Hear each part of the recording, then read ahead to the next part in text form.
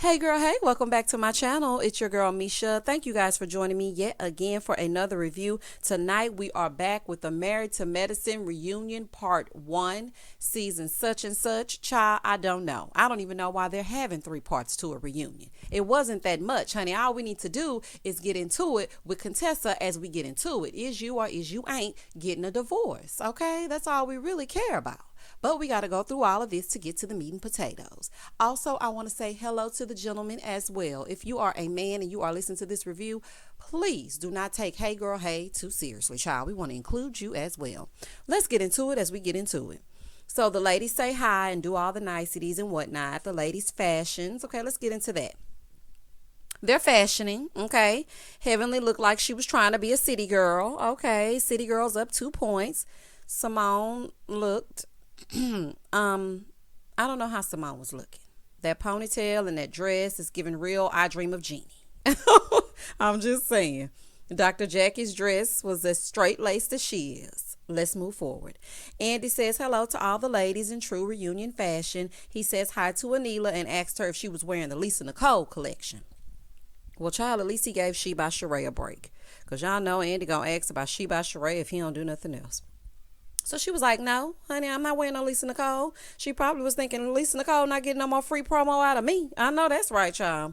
So Heavenly says, yeah, I almost didn't make it because my son was sick and they were at a smaller hospital and they weren't really doing things the right way.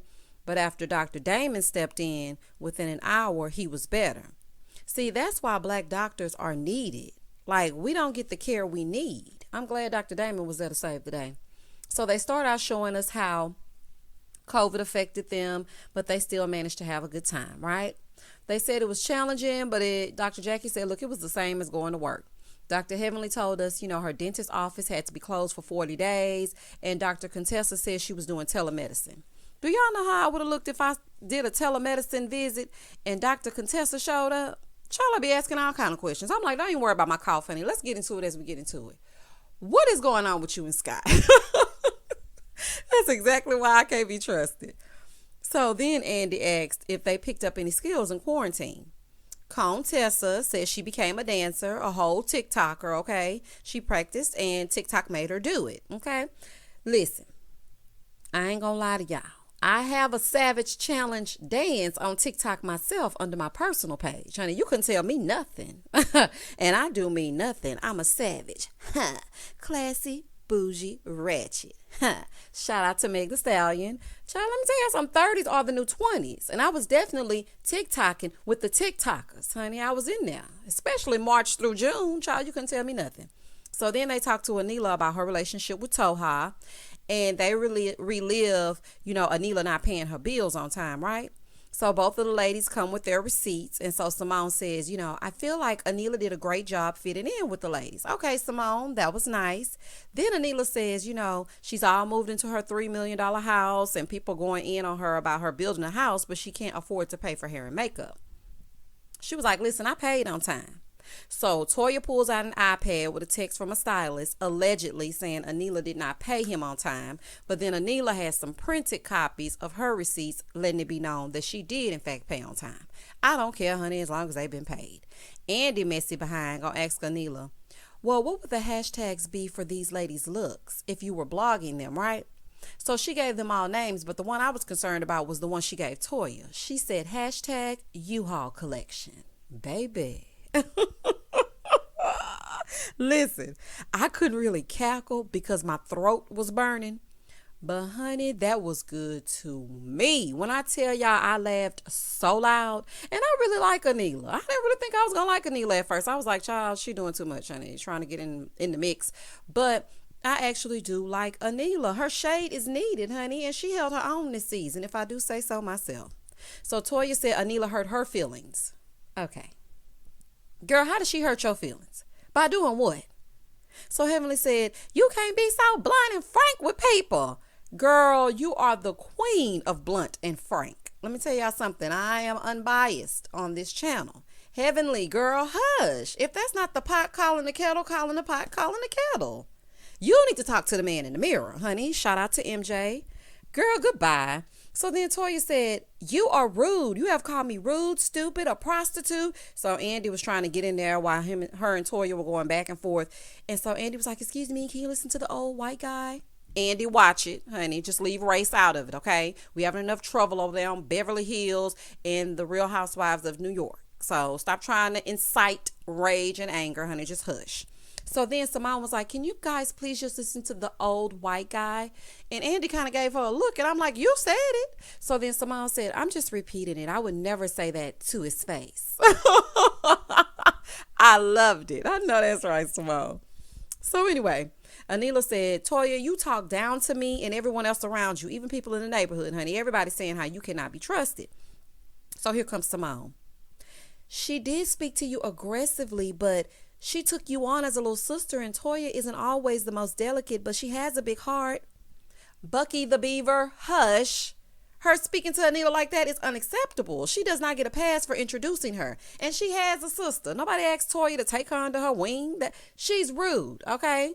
She doesn't get to say whatever and then say, "Oh, that's just how Toya is." She needs to grow up, okay? No matter if that's true or not, it needs to be corrected. So Anila said, "Look, I just want an apology." Finally, Toya apologizes to Anila, and she was happy to have a friend in her neighborhood. And, she really felt bad that her and Toya were getting into it. So Andy asked if Toya wanted to get back to a good place. So then Toya says, "I do, but not if she's going to talk behind my back." Toya's so exhausted, honey. You talked behind her back. That's the issue that we're Okay, child. Ultimately, they hugged it out. Quad comes out, okay, because now it's time for Quad to shine, honey. Quad, I don't care for that little lazy side ponytail you got, but honey, you showed up.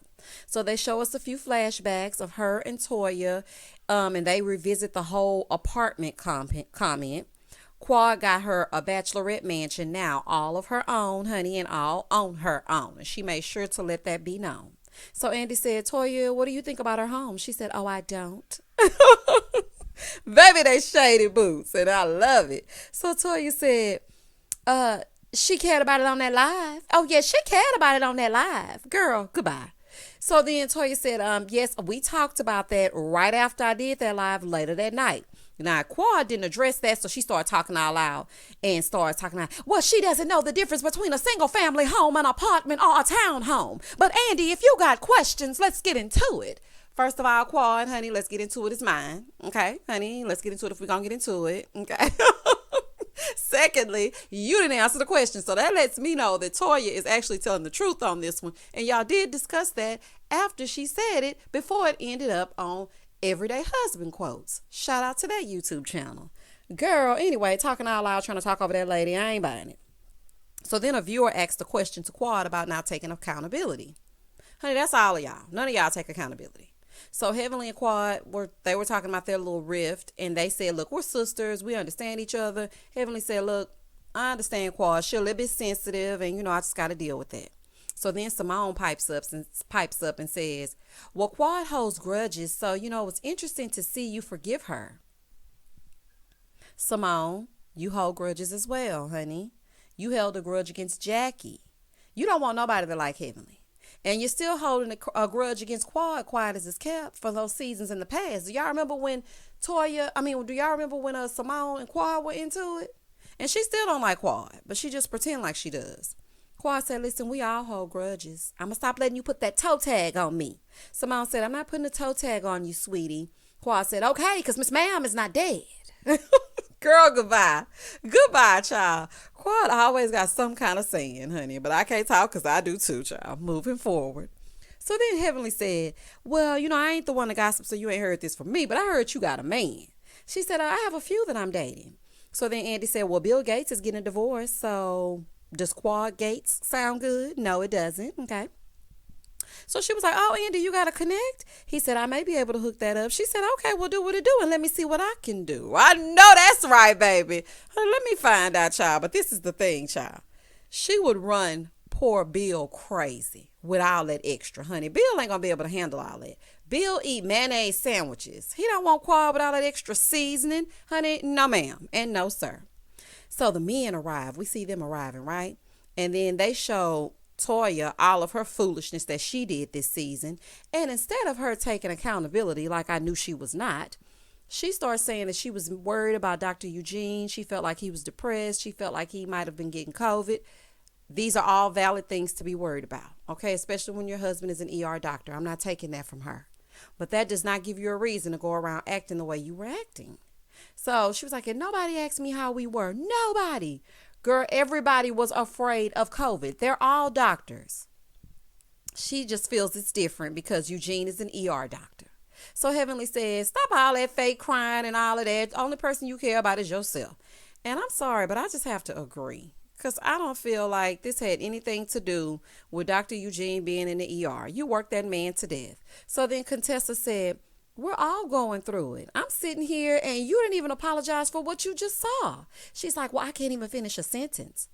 Girl, lead with the apology because it seems like you are making excuses for it.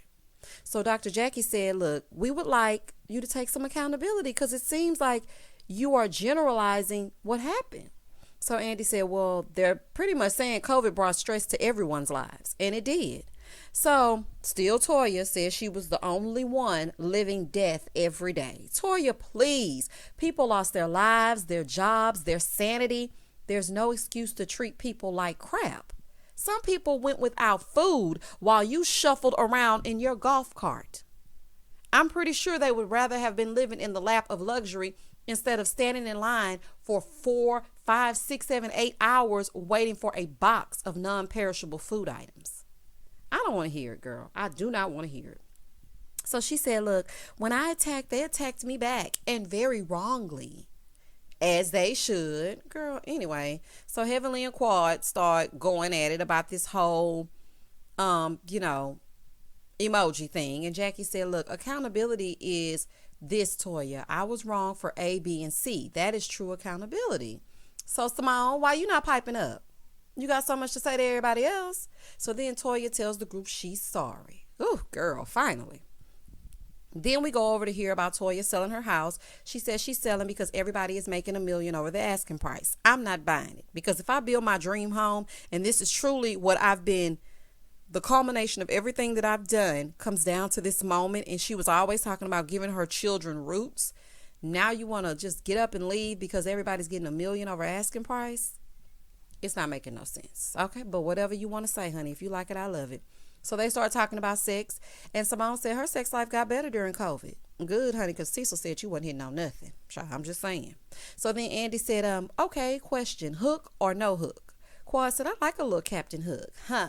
I go shopping. Want it, then I cop it. Yeah, honey. Shout out to Meg Thee Stallion. So Simone said, I like a pencil. Straight, hard, and to the point. Oh, girl, I'm sure you do, honey. You love a boring everything. So I'm sure you would love a boring peen as well. So then they start talking about Quad and Toya kissing. Apparently Quad is a kissing cousin, honey, because she kissing everybody.